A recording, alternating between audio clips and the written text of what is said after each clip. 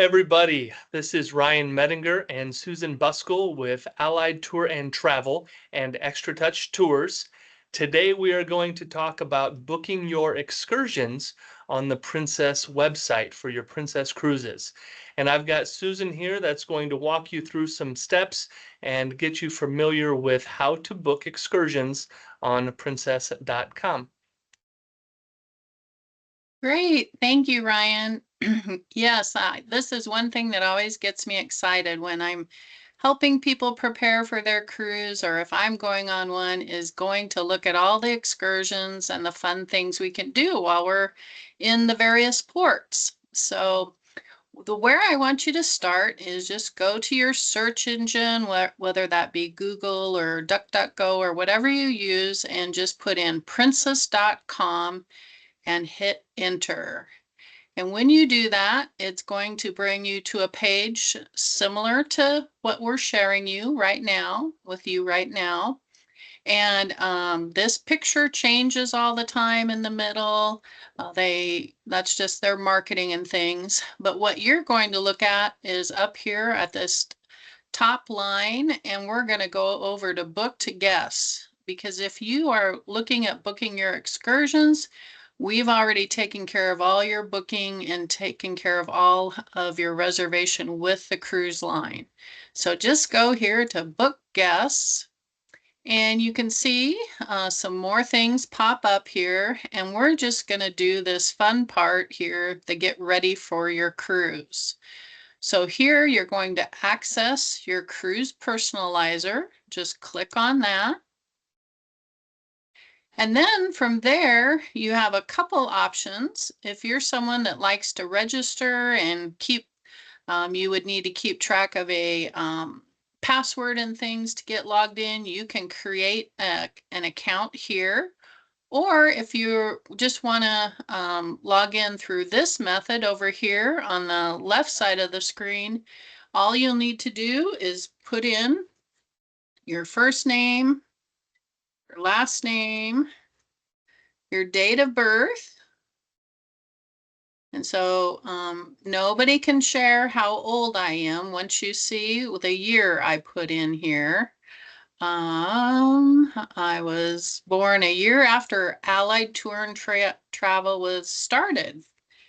And then you're going to put in that booking number that we have given you. If you don't have that, you can call us and get it, but we will give you a booking number, and you're going to go to Manage Booking.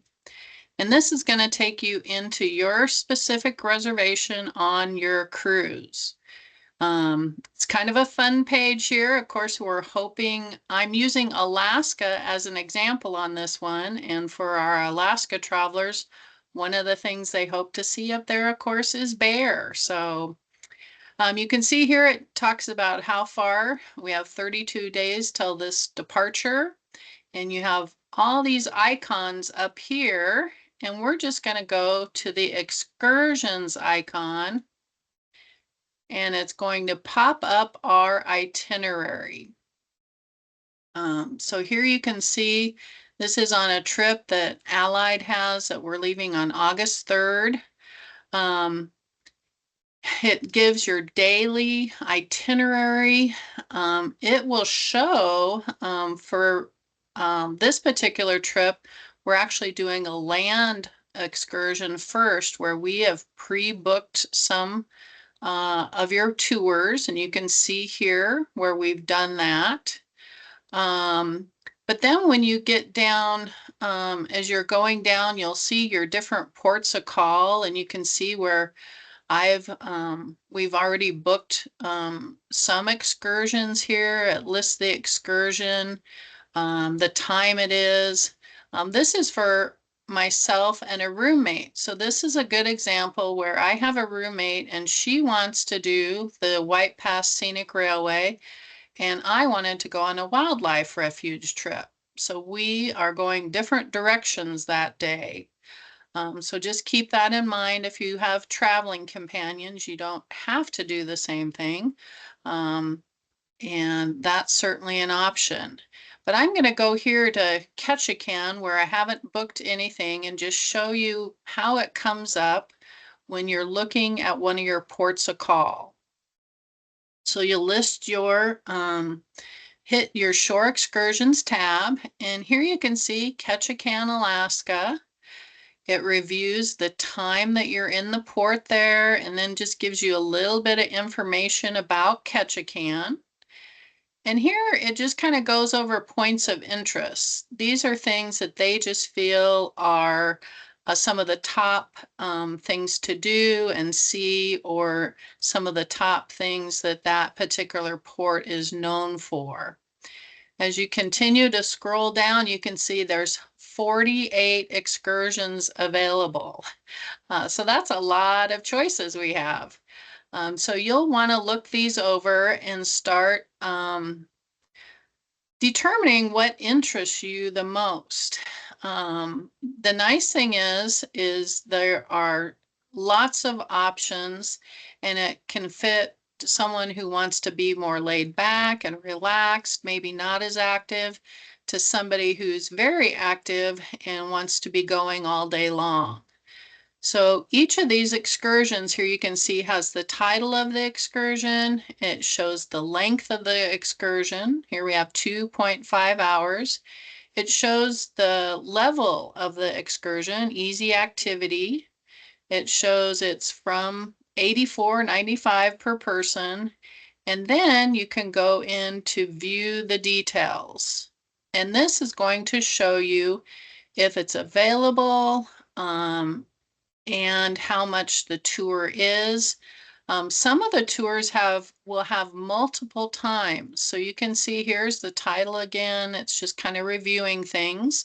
It does have guest ratings on here, which is helpful. And also here it shows the times of the tour. You can see this one has 20 tickets left. The adult price is here. And sometimes here there's multiple times.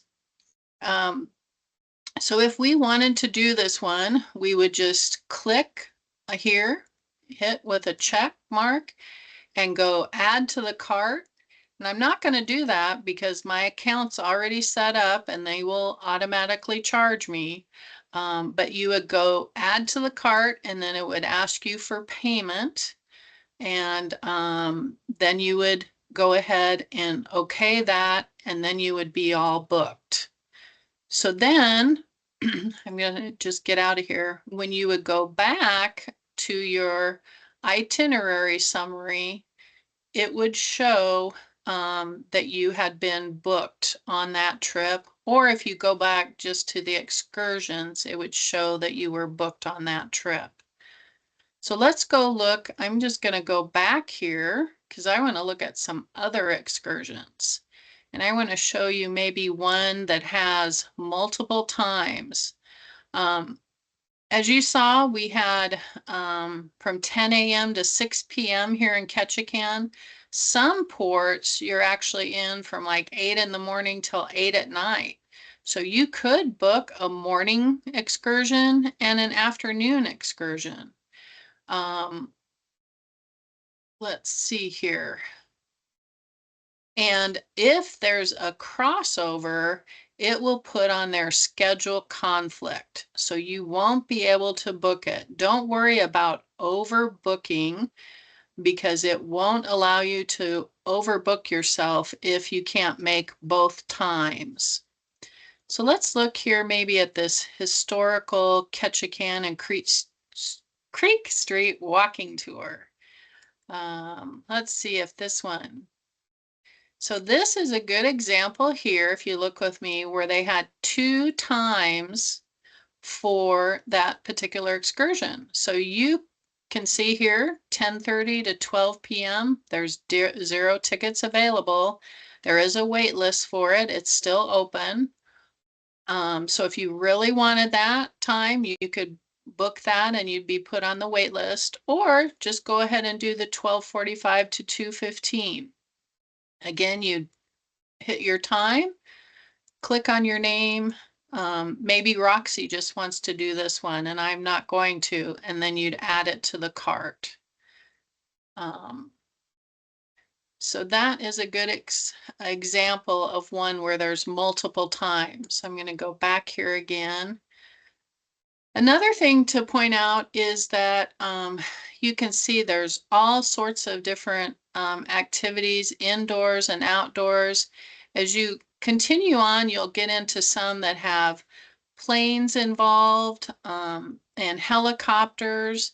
Let's see if they have that here in Ketchikan. Just when I say that, Ketchikan won't have it, but those often are weather regulated. So if you would book, for instance, the Misty Ford National Monument by seaplane, and if there was a weather issue, you would get a full refund.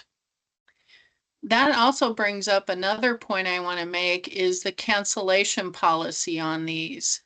With these excursions, you can cancel up to what they call the closing time for that particular port. Typically, that's going to be about 72 hours prior to getting into your port. So say you're going on a Caribbean cruise and your first port of call has options.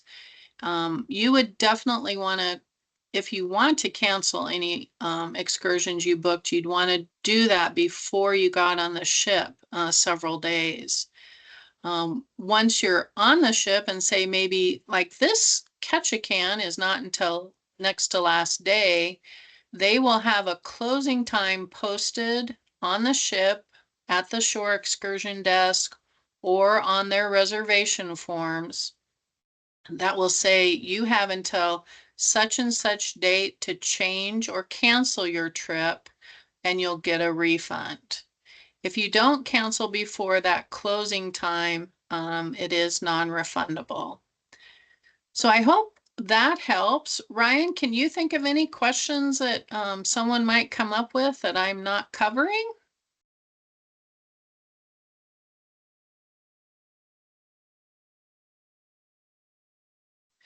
So folks, sometimes you may book a trip and decide that, gosh, I have overbooked. I don't really want to go. As you can see, I have a side-by-side adventure here till 6, and then I booked a 6:30 walking tour. That will be a busy day. So I've decided I want to go ahead and cancel that. So I go into reserve for one guest here. And here it shows status is confirmed and I've paid, but I'm going to go click cancel. As you can see, it's taking the cancellation. And then basically you'll want to watch your credit card to make sure that that gets canceled off of there. It really is a slick system, makes it easy that way. But just realize you do need to keep track of those things on your credit card for payment. I think something that's important is to know that this is, once again, for any Princess cruise. It'll look different from the Caribbean cruises, different for Alaska. All of the cruises will look a little bit different, but the method in doing this will be the same. I would Mhm. encourage you to um, do what you can prior to leaving and see what you can get done. If you need a little help, give us a call. And of course, worst case scenario, you can book excursions while you are on the tour also, from the ship if there is availability. But we need to make sure that you give this a shot, go in and look around, talk with your travel companions, and find some fun things to do. You're welcome to do 0 excursions, but Mhm. you're going on a trip, you're going on vacation. We would encourage you to find some other great spots and excursions to do while you're there. Mhm. And give us a call with any questions. Thank you all so much. We will talk to you soon.